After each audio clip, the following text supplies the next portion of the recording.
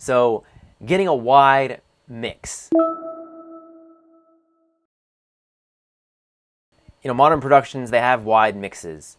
And really, to get a wide mix, it's really about understanding depth perception. If you stand next to the tallest man in the world, he's going to be very tall, and you are going to appear very short, even if you are kind of tall. If you go on top of a building and you look at the tallest man in the world on the ground, he's going to appear very small. In your mixes, in order to create a wide mix, you need to have a variety of elements that are in the stereo field. You need to have wide sounds, you need to have very narrow sounds or mono sounds, and you need to have sounds that are somewhere in between. It's very common for producers just to throw on stereo imaging plugins or pan a bunch of their elements, duplicate out a channel and just pan hard right and pan hard left and just get width on all your elements.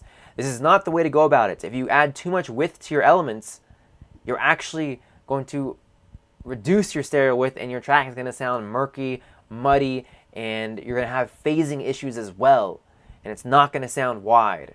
So you need to pick and choose what elements you want to have width in your mix and others that are going to be more narrow in the stereo field. This is how you create a wide mix. You need to have some sort of reference point for the listener to hear what's wide and what's narrow. You need to have narrow sounds to make the wide sounds even wider. So really be careful about what elements you put really wide width on. You only want to have a select few elements that have a large width in the mix, if at all.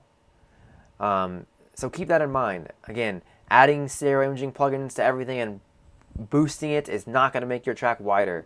It's knowing where to put the specific elements in your mix. And doing this, you can also do this by referencing other tracks in the same genre or style that you're working in. Listen to how they play around with the stereo field.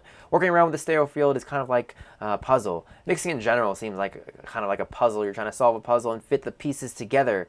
But really knowing how you can create the most impact with your track. That's the goal. And it's really kind of an illusion that you're trying to give to the listener of, a larger than life mix, and creating this depth perception with different elements that have different stereo imaging widths and narrowness is how you do that.